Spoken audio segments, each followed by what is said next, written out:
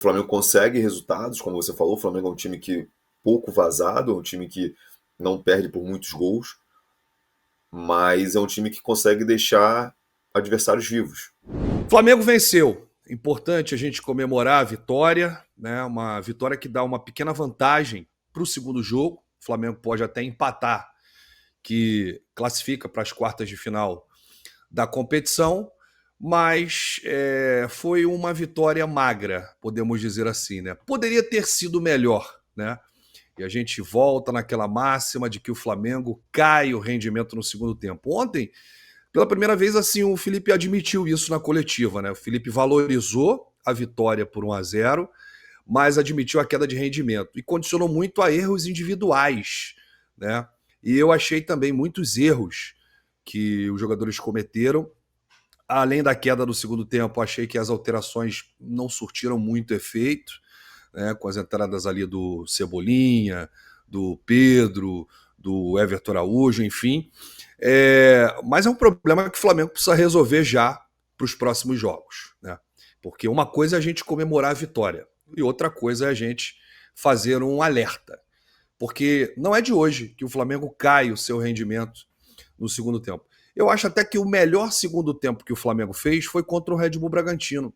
Mesmo tomando um gol logo no início, né, na volta do intervalo ali foi um apagão geral, mas o Flamengo fez um bom segundo tempo. Acho que foi o último grande segundo tempo que o Flamengo fez, né, nessa partida contra o Red Bull. De lá para cá foi um desespero contra o Ceará, quase tomou a virada, foi um desespero contra o Mirassol, quase tomou um empate. Ontem contra o Internacional. Varela também não entrou bem, a gente já vai falar do Emerson Royal, eu queria inclusive uma parte para falar das vaias da torcida, mas falando como um todo aqui, o conjunto da obra, o Flamengo ontem ficou devendo, né? E é um problema que a gente precisa resolver. Por quê? Essa queda de rendimento, a atuação, ela mascara um pouco quando as vitórias acontecem. Mas uma queda de rendimento e uma atuação ruim, isso pode condicionar num empate, numa derrota, até mesmo numa eliminação ou numa perda de um título. Então, o Felipe ontem falou isso abertamente na coletiva. Os próprios jogadores na zona mista, os zagueiros, os Léos, o Léo Pereira e o Léo Ortiz, eles admitiram que o Flamengo caiu muito no segundo tempo. O Felipe falou algo interessante na coletiva. Ele não só falou sobre os erros individuais do Flamengo, foi uma equipe muito espaçada, foi uma equipe diferente do segundo para o primeiro tempo. Mas ele falou também que as equipes adversárias mudam a forma, o estilo de jogo. E o Roger Machado fez isso na segunda etapa. O Inter não foi eficiente, por isso não conseguiu aí furar a defesa do Flamengo, o Rossi não conseguiu fazer um gol. Mas para o Internacional, o placar de 1-0 é um placar muito bom. Para o Inter, o jogo está completamente aberto. Nessa disputa de 180 minutos, agora teremos mais 90 minutos no Beira-Rio. O que traz uma certa confiança para o torcedor do Flamengo é que o Flamengo, em mata-mata, tem feito bons jogos fora. Fez isso contra o Atlético Mineiro, não avançou, foi para os pênaltis, foi eliminado. Mas fez um bom jogo na vitória por 1-0. E o Flamengo tem condição de fazer um bom jogo lá contra o Internacional no Beira-Rio, como já teve atuações interessantes lá. Então, o Flamengo levantar a cabeça, aprender com os erros, ver essa questão aí do baixo rendimento do segundo tempo e agarrar essa vaga para as quartas de final, Alan. É isso, né? Eu vou dar bem-vindo aqui oficialmente, né? Da minha parte, porque o Rock Hudson já estreou aqui ontem. Já dividimos bancadas aqui, mas o Rock como convidado, né? Hoje, né? Vestiu a camisa, né? Então, bem-vindo, meu amigo. Prazer oficialmente aqui ao vivo te receber. Um grande prazer te ter na casa aqui. Mais um craque chegando aí para a gente cada vez mais crescer com esse Live. Muito bem-vindo, prazer, tá? Te receber aqui. E já vou te perguntar, Roque, eu vou te perguntar até com uma estatística aqui, né? Eu quero que você me fale aí a tua opinião sobre o tamanho da vantagem do Flamengo, porque eu estava pesquisando aqui, o Flamengo do Felipe Luiz, ele perdeu por diferença de 2 gols apenas 2 vezes, desde que o Felipe assumiu. Contra o Fluminense, lá, se eu não me engano, foi a terceira partida do Fluminense, do Felipe Luiz no comando do Flamengo, né? Aquele Fla-Flu do ano passado no Brasileirão, e contra o Bayern, né? Mas, enfim, qual o tamanho da vantagem que o Flamengo leva para esse segundo jogo? Bom dia, muito bem-vindo, tá? Pô, irmão, obrigado. Bom dia, Alan. Bom dia, Rafa Melo. Alan já conheço há um tempo, né? Quando eu comecei aqui na S1 como convidado, como eu propriamente disse. E o Rafa eu sempre acompanhei muito aí no Instagram e tudo mais. Hoje está dividindo bancada aqui. A gente já se esbarrou muito no Maracanã, Salvador. E é uma honra estar com vocês aqui hoje. Cara, a gente pode analisar essa vantagem até para poder dizer sobre o tamanho dela. E aí eu acho que, mediante a tudo que vem acontecendo no Flamengo, a gente não pode mais avaliar o resultado dos jogos do Flamengo não só pelo resultado. A gente pode ter, sim, olhar por um prisma de resultado e olhar pelo prisma de desempenho. Se eu for olhar pelo contexto resultado dentro de uma Libertadores, 1-0 é uma vantagem. Boa vantagem. Na Libertadores, qualquer jogo que você consiga ter vantagem é uma boa vantagem.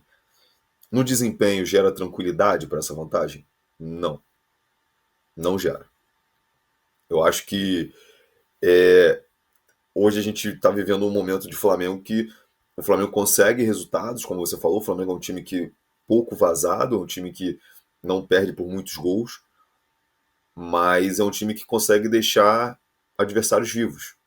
E numa competição como a Libertadores, nunca é vantagem você deixar o adversário vivo. O Rafa foi muito bem falando sobre o Inter ter mudado, sobre os times mudarem, né, quando jogam com o Flamengo no segundo tempo, mas eu acho que o Felipe Luiz ele precisa também entender que foi o que ele falou na coletiva. Eu não consigo saber o que ele vai fazer, o que o adversário vai fazer. Mas o Felipe precisa saber o que ele vai fazer já para o segundo tempo.